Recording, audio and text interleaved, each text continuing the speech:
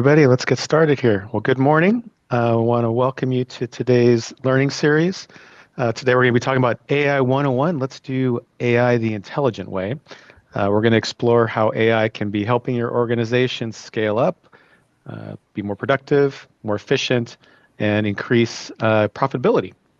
My name is Rob Schenk with Intelligent Technical Solutions. We specialize here in helping small and medium-sized businesses thrive by managing and securing their technology.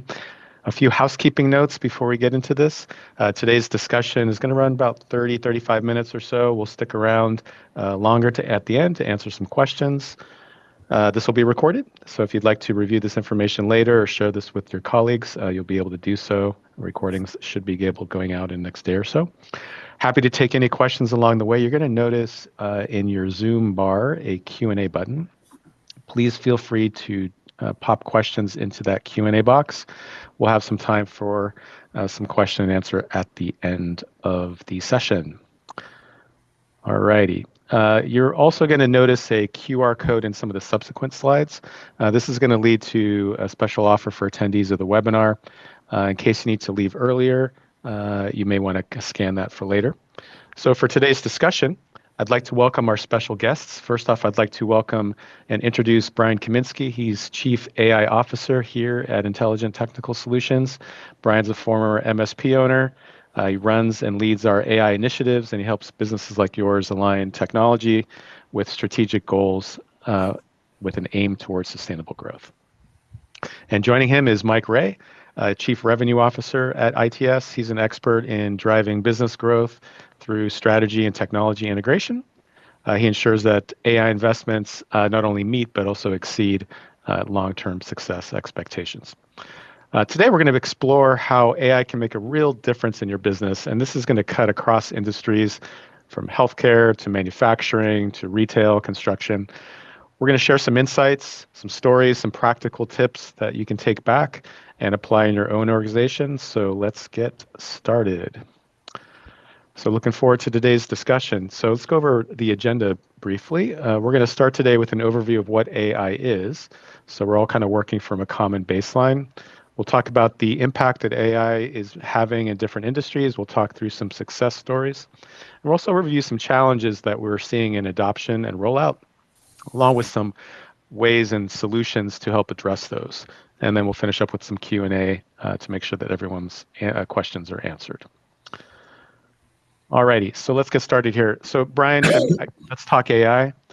I hear lots of things about it. I'm hearing it's an amazing productivity enhancer. I hear it's going to solve all of our problems. And then on the other side of the spectrum, it's the end of civilization. It's going to take over all our jobs. It's probably somewhere in the middle here. Brian, maybe you can help us make some sense of what this means, and let's make it easy for everyone to understand. Okay, thanks, Rob, and hi, Mike. Thanks for having me. Yeah, like you said, it's probably AI is probably not gonna take over your job right now directly, but those who are using AI and understand it probably will in the future. So. AI is really kind of like having a super smart friend who's always there when you need them. They don't sleep, they don't eat. Kind of imagine somebody you can ask all the daily life questions like should I refinance my mortgage? Does my insurance policy cover this? Should I invest in solar or maybe stick with electric? AI really just kind of puts things in perspective and gives you the ability to make better decisions without the hassle of conducting all that endless research. It's really, Rob, about like not working. It's not just about working faster. It's about like having a teammate that kind of knows everything already, and you can kind of ask them those questions and pose those real life contextual situations and get that data back and have a baseline for like a solid communication without judgment. Sounds good. That sounds very helpful. Mike, anything you want to add to that? Yeah, well, first, thanks for including me in this and having me. I think when it comes to AI, at least for me, right, and maybe most of you, right, we've all experienced it at some point in time, right? Whether it's, my daughter and I were watching Disney Plus the other day, and it, suggested the next movie, which was Parent Trap. By the way, if you've seen it, great movie, dates me from when I was a kid. But so, my 7-year-old got to watch Parent Trap because Disney Plus recommended that as the next streaming service. Or if you're driving and you use Waze or Google Maps or, the GPS system that's built into your car, and it uses AI to find the quickest route home, especially during traffic, right? So like these are like everyday examples of how we're using AI just to make our life a little bit easier. And so I think, now it's just looking at, well, where else can we use that in our life or in our business? Yeah, so it sounds like it's kind of like a practical tool that's we're already kind of it's embedded in a lot of the stuff that we already do that we may not have that awareness that is actually kind of AI powered behind the scenes.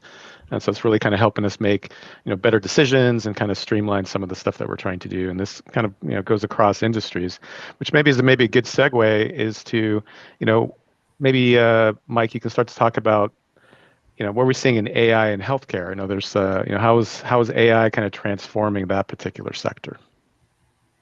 Yeah, so I think, in healthcare, we're seeing a couple different examples. Ironically, I was at the emergency room earlier today, right? Same daughter that was watching Parent Trap, right? We had to take her there because something's going around.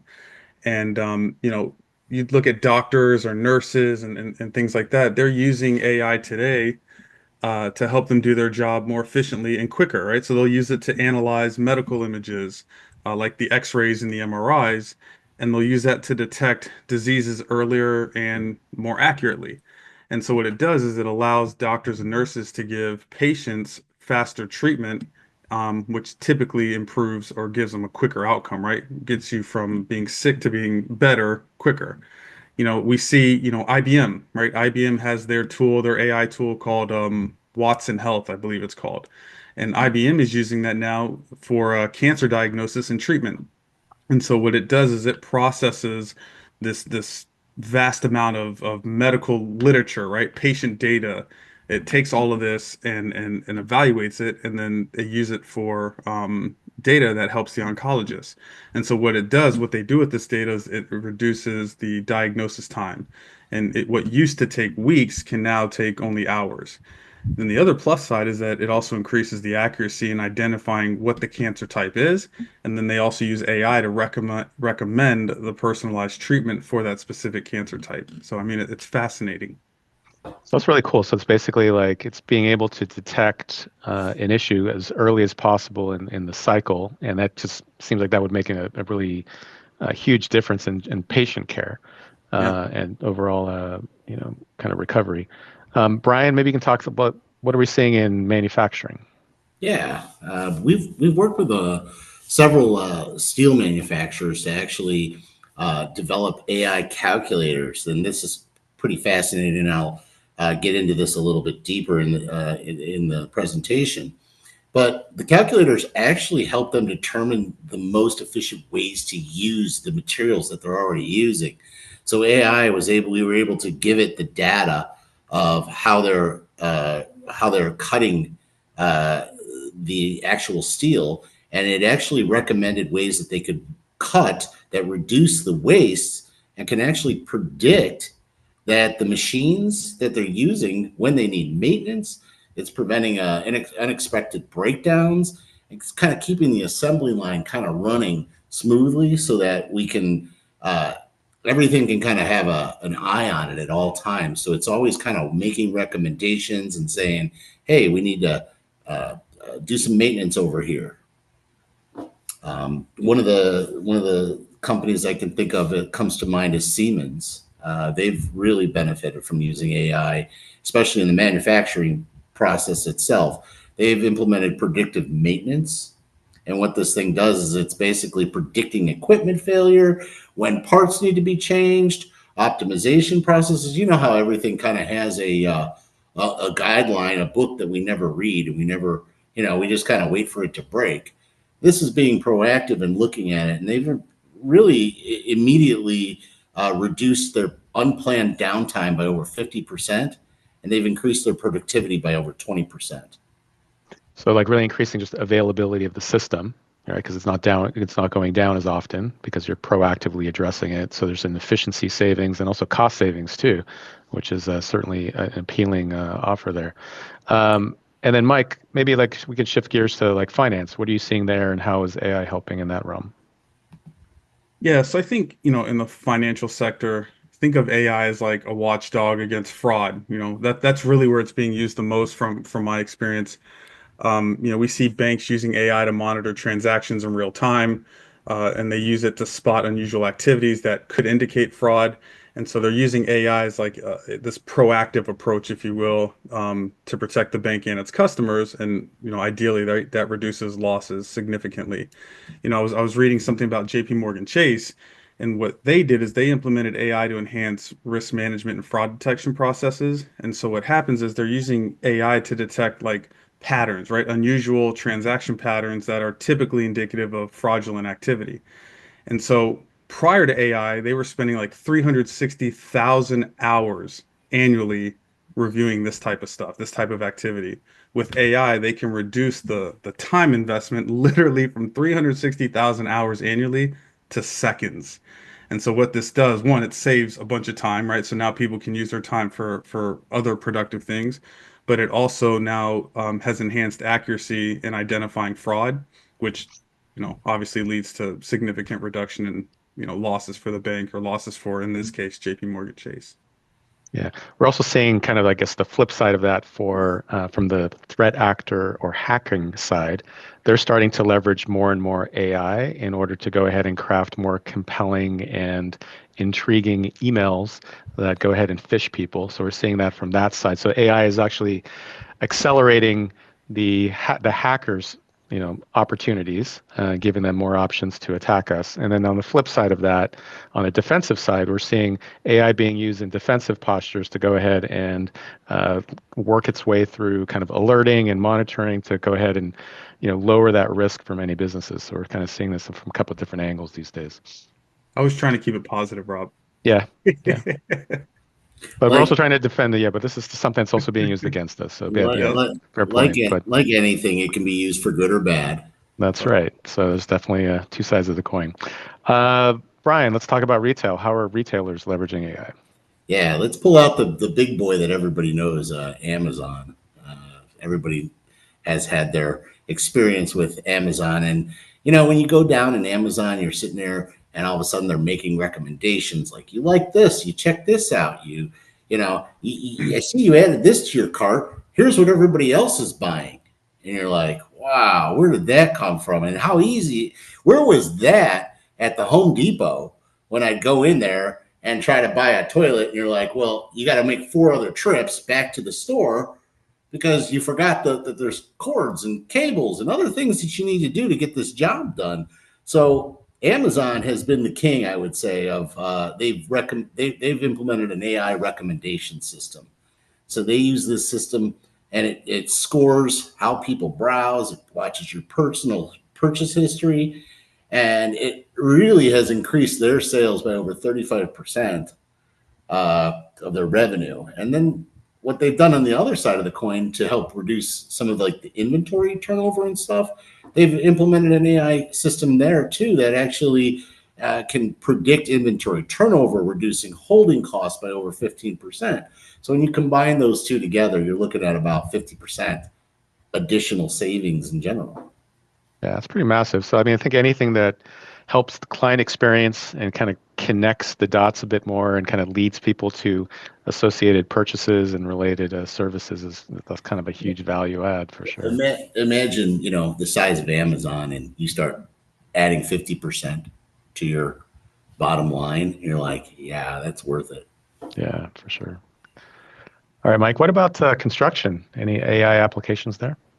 Yeah, I mean, AI is being used in every industry. So specifically, construction, what we're seeing is AI improving safety and project management. And what I mean by that is construction companies are using AI systems right now to predict like potential hazards on job sites. So they're analyzing data from sensors and past incidents, and they're using AI to detect like what could potentially happen in the future, and then what actions can we take to prevent that. And so using this, what we'll call AI strategy, is helping construction companies prevent accidents, which ultimately keeps workers safe. Additionally, it's assisting in project planning, so it allows construction companies to optimize schedules and resource allocation. And so basically you can do more with less or more with the same resources. I was reading about John Deere, right? Everyone knows the famous John Deere. If you don't have one of their tractors or lawnmowers at home, you have a hat, right? Like John Deere's a staple in our country here. But what they've done is they've integrated AI into their what's called agricultural machinery. And what this does is it's being used to promote something called precision farming. And what this does is improves their crop management. So they're taking, this AI powered equipment that's providing farmers with data-driven insights, and it helps them optimize their crops. And I would have never thought, prior to reading this, I would have never thought that like a farmer would look at how they can use AI to do their job better, right? Sometimes we think it's just for tech companies, but John Deere was saying that by doing this AI strategy, it's increased their crop yields by 15% simply through the precise monitoring and management in this process that they're doing. So it's also allowed them to reduce the use of fertilizers, pesticides, which ultimately, right, leads to cost savings and then, the benefits to the environment. And so it's pretty cool, pretty fascinating in my opinion. Yeah, no, that sounds really amazing. All right, let's talk about some AI success stories. So, Mike and Brian, we've talked a little bit about how AI is making an impact in different industries. So maybe we can start to bring this a little bit more to life, maybe with some real world success stories. Brian, can you share a couple of examples of how AI has made a big difference in a company's operation? Yeah, if you want to change to the next, there you go. This was the steel manufacturer I was telling you guys about earlier. This one I'm particularly proud of because I had a lot of work to do with this. But, this is where the challenge was to look at their steel usage and optimize it. They also had a planning issue going on. This company was planning their planning time when they would run their cuts was taking them hours to actually figure out how to do these cuts and how to efficiently cut the steel in a way that would reduce some of their material waste. And we worked with them to actually review their traditional workflow for the materials, and we've discovered that it was inefficient. And by asking AI and working with AI, we were able to take something that took several hours down to a few minutes. And then they were able to actually take because of the way AI was having them cut the material. I guess there's a lot of money in the waste of material and stuff. I hadn't realized it myself, but a 15% savings in overall waste was realized at about $100,000. So you can see how even a steel manufacturer, where you're like, how does the steel manufacturer use AI? And just by asking it some of these real problems, it was able to analyze what they were doing and come up with better ways to do it. That's pretty amazing. But because of time and cost savings, Absolutely. good stuff. Mike, can you talk a little bit healthcare success stories? Yeah, so I'd mentioned, a couple examples in healthcare before, but I'll give you an example of, a healthcare company we've worked with where it was actually a network of hospitals who adopted an AI system specifically to analyze patient data around the early detection of conditions like sepsis. And so I should have wrote down the percentages that they got here, which I didn't. But in talking with them, the implementation of this AI system led to one, faster diagnosis and improved patient outcomes. But ultimately, when you look at the data, what it did was it was a faster time to saving lives, and then also reduced the amount of time that people were staying at the hospital, right? Which means now they can turn around patients faster. And so I don't know if you're like me, but I hate going to the hospital because I know it's guaranteed I'm there for 4 hours. So Yeah, it definitely is a time-consuming endeavor, oftentimes. So, Brian, back to you. Can you share an example of how AI is driving improvements in retail? Absolutely. Actually, we worked recently with an eBay auction company, and we developed and helped them develop their own custom AI solution that involves using Vision AI. What this is really, so when they used to take pictures of their auction items, and then they would type up a description. They'd use Google to find different information pieces about it. And then they would have to format everything correctly and put it into their listing site. When we looked at this process, we were able to give them an app that they're able to take a picture of their auction item and actually submit it to the AI, and the AI breaks down and recognizes what that actual item is. It breaks down for them every bit about it and tells them and develops an SEO, which is search engine optimization, Rob, and it will make a description, an eBay complete auction description and everything for them, and it just builds it for them. So it took, on average, they were able to maybe do in the past, it took them about 10 minutes a listing to do. Now they're up to, they've increased their production by over 70%.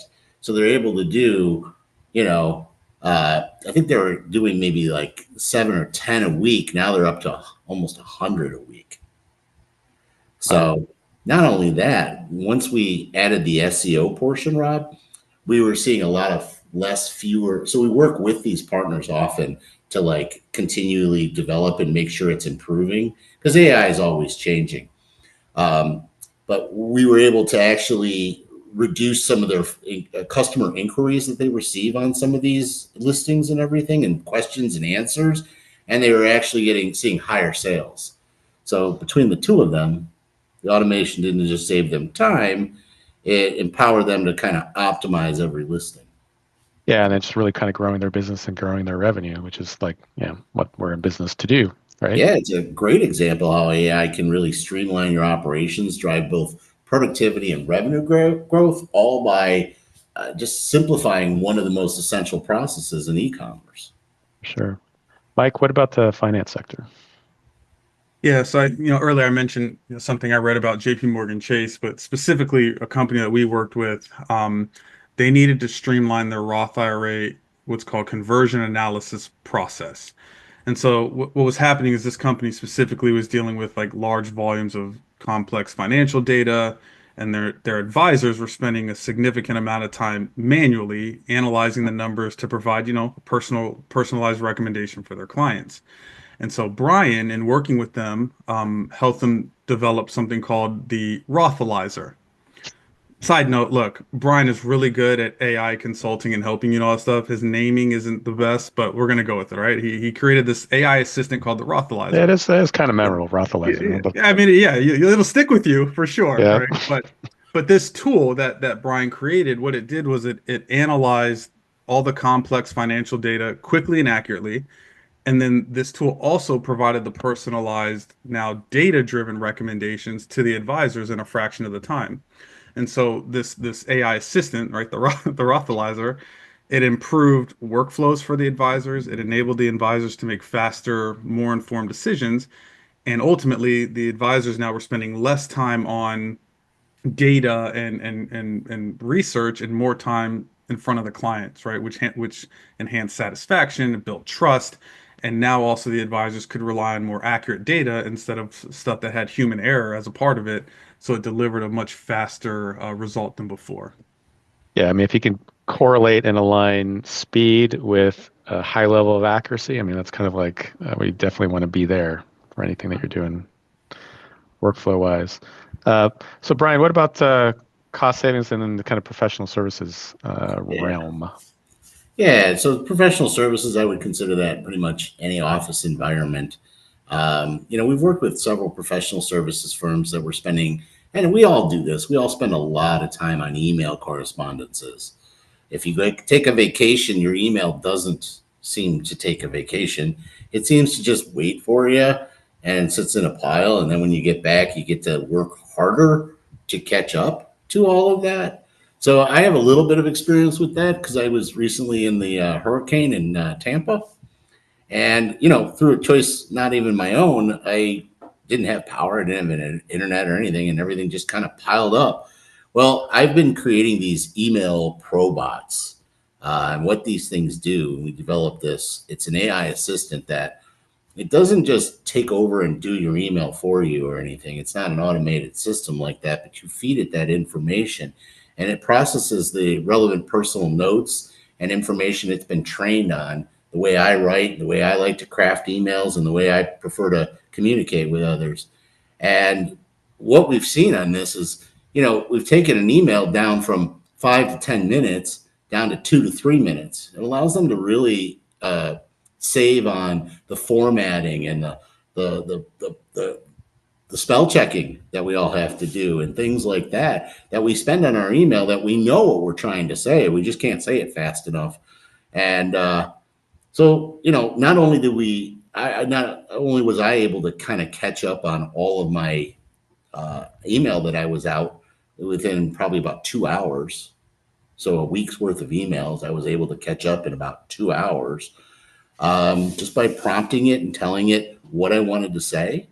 And then not only that, I'm also confident, and we've seen that our professional services are confident now that once they start using this AI system, that moving forward from that point, they're confident that everything is enhanced to their client communications, maintaining a personal touch.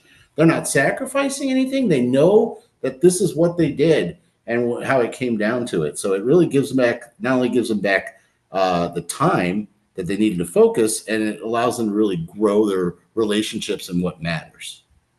Yeah, no, that's great.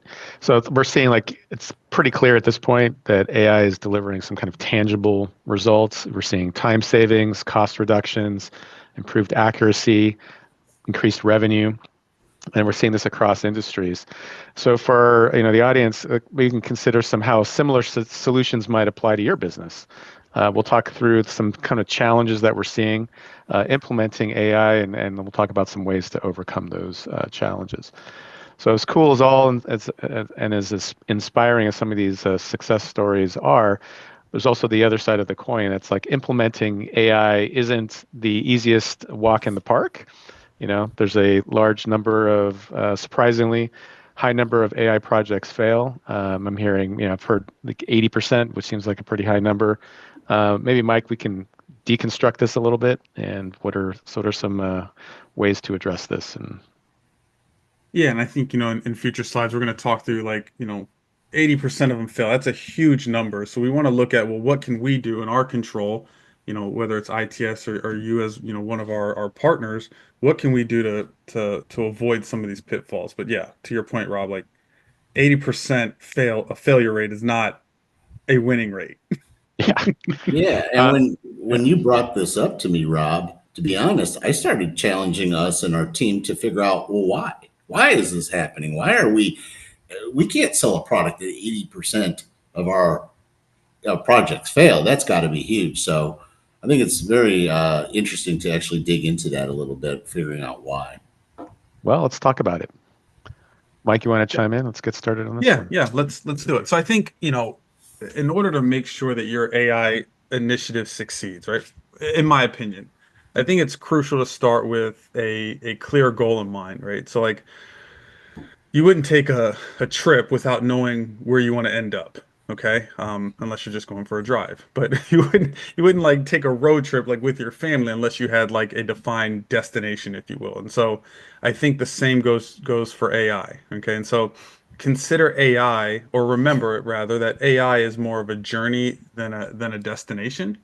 But you do want to have a clear definition of where you want to end up, or where you want to get to with AI. And so again, right, if you were to go on a road trip and you don't know where you want to end up, what happens is you waste a lot of time, you waste gas, you waste money, right, and you get nowhere. And so with AI, it's the same thing. Without a clear goal, you're pretty much just wasting time, and you're wasting resources that you're paying for. The second thing I would say around this is describe what success looks like for you, right? Like what is success? How do we define success here? And so before you start on any AI project, I would be asking myself, what does success look like for this particular project? I give you an example. If success means improving customer satisfaction, right? You might say, our aim is to reduce response times by 50%. Or you might say, we want to increase our positive feedback scores by 30%. Now you know where you want to end up. How can you use AI to get there? The next point I would say is just keep it simple and measurable. Everyone probably knows this, but it's a good reminder, right? A good success goal is clear, it's easy to measure. And so, as another example, right, if you want to use, I'd say it like this rather, success is using AI to increase lead conversions by 20%, right? Because if you can't measure it and you can't measure your progress, you don't know if you're hitting your target or not. Um, Next thing I would say is connect it to real business value. I was just on a call prior to this, and the guy was asking, the person we were talking to was asking about AI, and I said, look, it's easy to get caught up in all the shiny, cool things that AI can do, and there's a lot of cool things, but at the end of the day, right, what is the real business value of using AI to your business, right? Your definition of success should have a clear impact on your business. Otherwise, it's more of a hobby than a tool. So for instance, if you want to save costs in inventory as an example, you could define success as reducing overstock by 20% with better AI predictions. Okay. And then the last point I'll make on this is, have a way to track it. So once you've defined success, you want to make sure you have a way to track it. Think of it like, your scoreboard or what have you, right? It shows you how close you are to your goal, and it helps you make adjustments along the way so that you stay on target. Yeah, that's great points there, Mike. Um,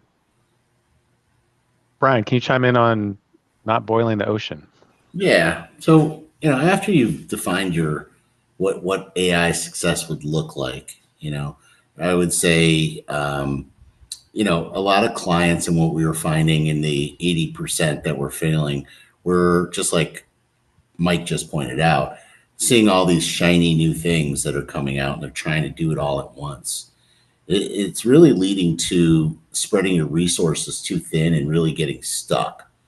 So when it comes to AI, a lot of businesses and many business owners, we always feel tempted to just go, oh, we want to AI everything all at once. We just want to do it. So I really start out with trying not to boil the ocean means, let's go a little bit slower, start small, stay focused. Second area I would say is, picking one area to begin. Okay, obviously this is targeted. So instead of diving in headfirst by focusing on one, you really want to focus on one area where you really know that AI can shine. Okay, and then you could always use AI. For example, like you could use AI to for basic customer service responses, or like I pointed out, maybe the email probot, things like that that are going to get you small wins to kind of build up confidence and kind of snowball this up. So it allows you, starting small allows you to see the results, get some quick wins. So I would say that was number two or number three. Yeah, Sorry. yeah, no, good stuff there. I can actually kind of chime in with a kind of real world example for myself and my team. So I work on the marketing side and kind of manage the marketing group. And what we've done is we've analyzed the amount of time that we are doing on specific tasks, right, over week, month, et cetera. And we've identified these various buckets and categories of tasks, and then what can we go ahead and do to leverage AI to go ahead and minimize and reduce the amount of time spent. A lot of these things some of these are manual tasks, and we've been able to shave off quite a bit of time by just very targeted use of implementation of AI technology for Mm-hmm. certain use cases, starting small to your point, and getting some kind of actionable kind of wins from that, and then building up some momentum. So that's been really, I think, super helpful on the marketing side for that. And your team feels good about it too. Yeah, again, they're also keeping up to, keeping on the edge of what's going on. So there's also Yeah, kind of a learning component to all of this.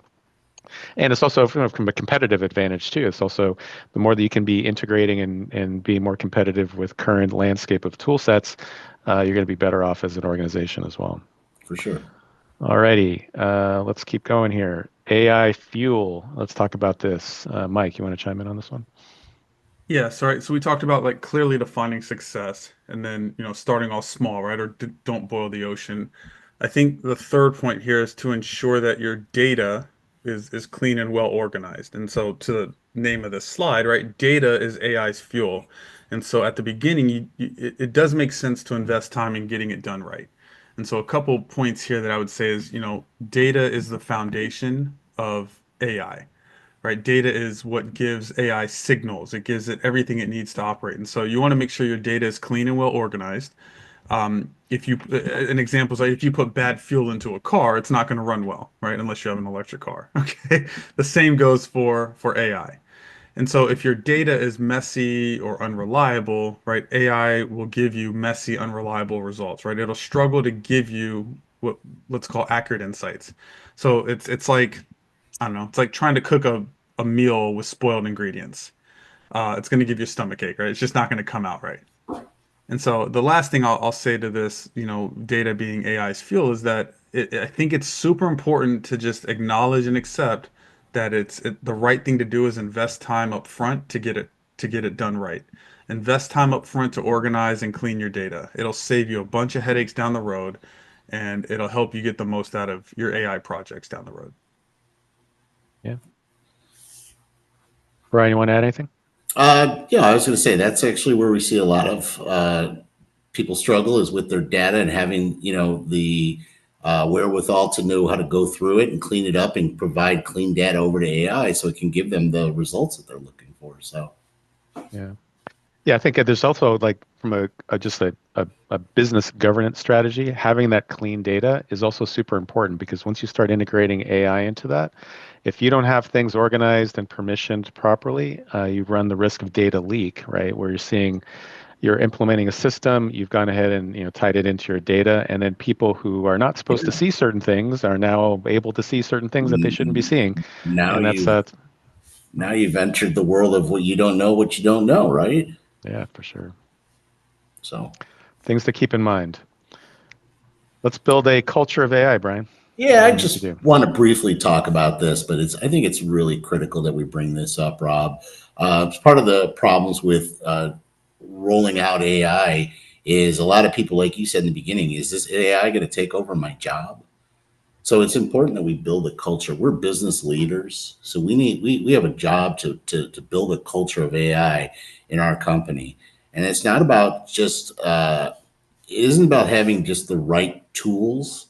It's kind of about getting everyone on board and feeling confident about AI and what it's there to do.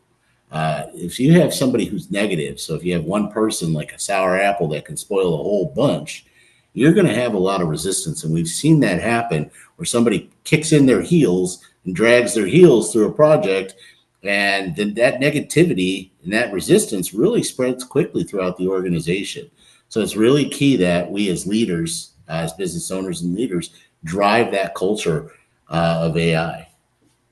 Yeah, just if I can, I'll interject. I was on a call yesterday, and we had the CEO of a company was on there, and another member of their team, and we were just asking about AI, and the member of the team said, "Yeah, I use it," and then quickly said, "Well, in my personal life, right?" And it was almost like they were afraid to say that they use it to do their job better, and so I don't know what the culture is in that company, but it made me think like people should feel they shouldn't feel threatened to use AI or feel that the company looks at it negatively, right? What they should be, the culture that should be created is how can we use AI to do our jobs better, right? How can we use AI to automate some of the manual tasks that we're doing?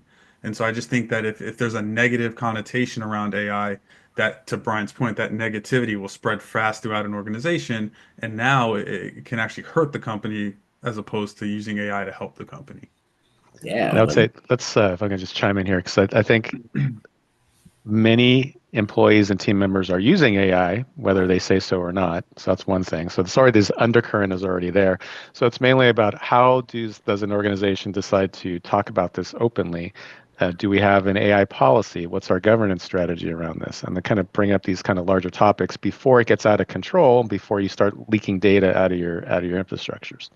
Brian, sorry, we're going to chime in there. I'm not a parent, but I do know that if you get everyone involved and I've heard that if you discuss your concerns with the children, it can help, and it can really provide a safe environment. I think that's the key to AI. It's this non-judgmental tool that's coming out. It's just like any other tool that we have in our toolbox. when we first all started in business, we might have started with a typewriter or a word processor or things like that. We've evolved, and this is the next thing that's coming.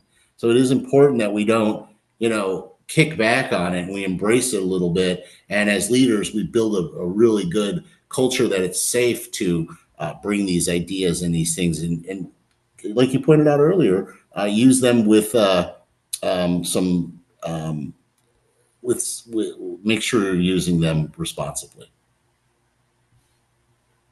Yeah, I think also just real quick, right? Just because Yep. Brian mentioned leaders and culture, right? I think for us, adopting a new culture into a company or adopting AI into your company specifically starts from the top down. So if the leaders are on board, it makes it easier for everyone else in the company to be on board. And I think this goes with anything, but since we're specifically talking about AI, right, the Yep. leadership is key here. And so when the leaders are driving that change and encouraging people to use AI and safely use AI, right, to do their jobs better, I think adoption spreads quicker. So For sure. How about an AI tour guide, Mike? How should companies be thinking about it? yeah, so I think, if you're still feeling a little unsure about where to start with AI or how to approach it, I think having a clear AI roadmap would be a great first step. I actually think it's essential. And that's where, this AI tour guide concept, right? Like our consulting service, right? Insert promo, right? But our consulting service that we offer to our clients, I think that's where this comes in. And so what we're doing is we're helping businesses create a tailored AI roadmap to navigate some of the challenges that they face on a daily basis and the challenges that they are facing with just effectively implementing an AI strategy. And so we offer something called an ITS AI playbook. And what it's designed to do is help keep you focused on solving, as I mentioned before, right, some of those real business world problems or real business problems that you have. And it's also designed to help you achieve results and not be distracted with some of the shiny objects and things like that. So maybe Mike, you could talk. What are some next steps for people that want to have a further conversation?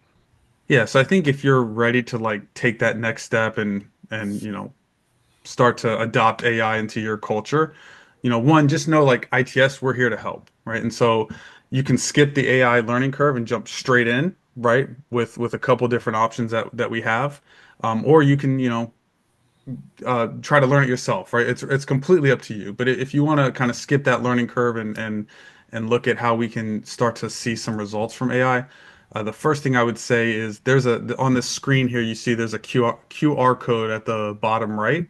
Just scan that, and that will give you access to Brian's calendar to book some time with him. And Brian can meet with you and get you started on that AI adoption journey, right? He'll meet with you, really, try to understand where you're at today. Where do we want to first focus on using AI to automate some manual tasks or whatever? Like where are the opportunities for you, and help bring some clarity around that. And so once you can book that time, right, he'll meet with you, and then from there we can determine like what are the next steps, who's going to own it, is this something that you're going to do on your own, would you like our help, right? That's one option. The second one is if you're like, I'm not sure about this. This was a cool webinar. I learned a lot of cool things. I'm not really sure. Um, your account manager that you're working with will reach out to you, and just continue the conversation and just kind of see where it goes from there. And if you need any additional support, right, we're obviously happy to help. So whatever you're looking for, we're there to help you.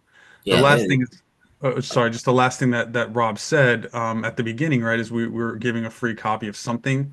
That something is an ITS AI playbook, and that includes, like a guide and policy blueprint. It includes a couple case studies and case playbooks. It has I think a toolkit in there as well. It has a checklist for you to go through with using AI, and then it also has an essential guide. And all of this was put together by Brian. So, sorry, Brian, you want to Awesome. say something? oh no, I apologize for cutting you off. I was just going to say, you know, I sit in all day long on different AI meetings, webinars, different things. I do this also. You guys don't have to. Yeah. Yeah, good point. Cool. Well, let's transition to some questions. We got some couple questions that have been submitted here. Let's see. First one: we're a small business in the nonprofit sector with limited resources. How can we realistically implement AI without a huge budget? Can I take that one? Sure, go ahead. Cool. It's a great question. Actually, I get that a lot with limited resources. Like, how do we realistically implement this thing without a huge amount of money? Because these are for the big companies, right? Actually, starting small is the key. So you can really begin by automating small routine tasks like data entry or maybe scheduling using different affordable. They've got, you've seen it nowadays, Rob. Everything's got AI built into it now. And, for a little bit more money, you can have some of that. But sometimes understanding those tools and really having somebody to coach and guide you through how to use those efficiently and effectively are really going to not only save you time, but allows your team to really focus on the core mission at hand. Cool. Let's see, next question. You mentioned organizing your data. How important is this organization before starting your AI project, and how complicated is this? You want me to take it?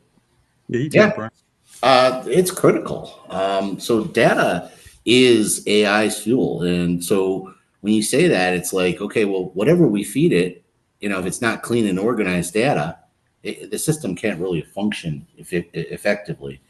It's kind of like building a house on sand. So you really want to invest your time in organizing your data. Now, no one wants to clean up their own room. I do understand that too. I don't have children again, but I understand that.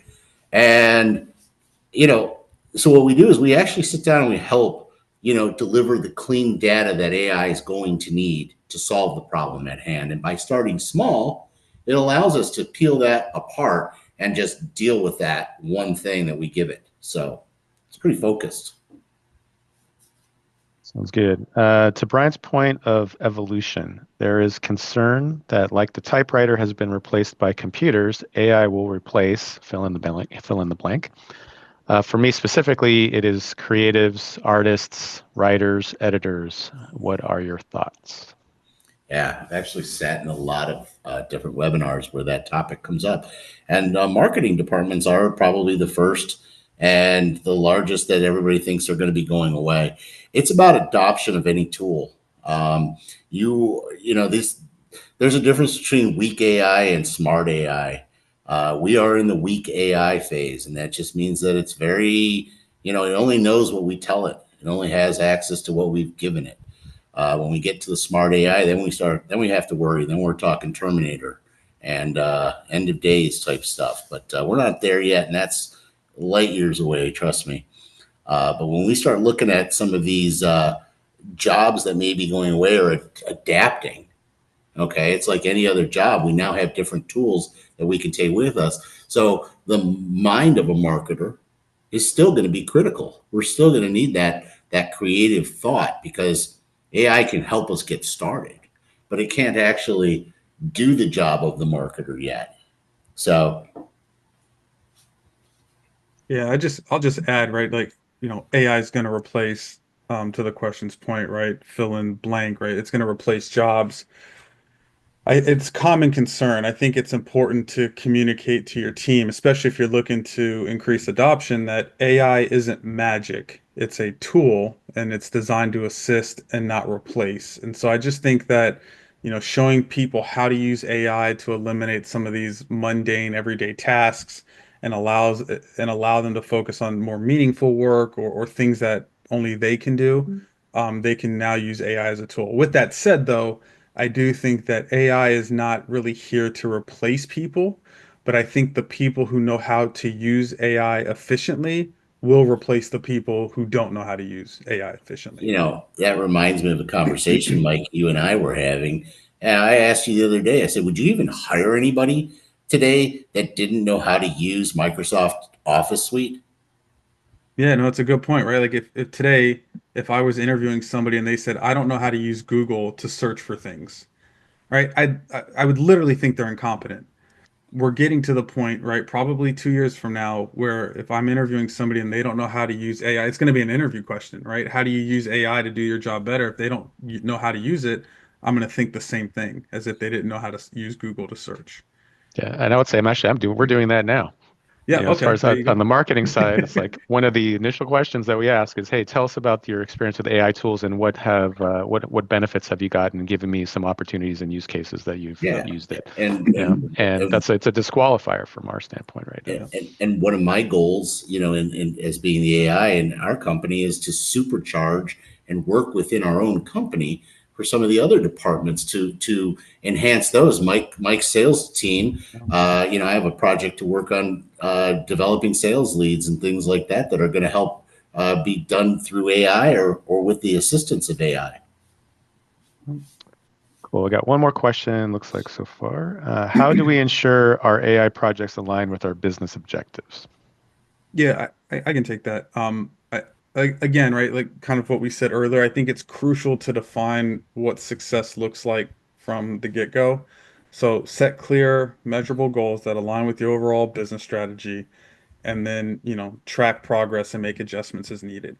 I think that's the simplest way to answer that question. Yeah, and adding on to that a little bit is having somebody to drive that. Sometimes I've found a lot of business leaders want to get involved in this, but they don't know where to start. So after we have a conversation and they've determined, okay, these are the goals and this is our AI roadmap. Now, who's going to drive this through? And that's where I've come in a lot of times, is actually driven that, had lunch and learns with their teams, things like that, that help them to really ensure that they align with their business objective and keep it going. Well, very good. So I think we'll kind of wrap here. Just a couple quick notes. We're going to be doing additional AI learning series conversations like this. Our next one is going to be in mid-November. There'll be two dates, November 14th, November 19th. And we'll be talking about 15 cutting-edge tools that you can integrate into your business workflows right now in 30 minutes. So be a good summary of the latest tools that we're leveraging these internally, and it's be a great opportunity for you to kind of hear about how we're leveraging these tools to go ahead and drive some increased efficiencies in our space. So look forward to that. Invites will be going out for that next week. So we'll look forward to seeing you guys on the next one. I want to thank Mike, thank Brian for the expertise and experience share, and thank everybody for attending. And everyone have a great rest of your day. Thanks, Thank everybody. you, guys. Have a nice day.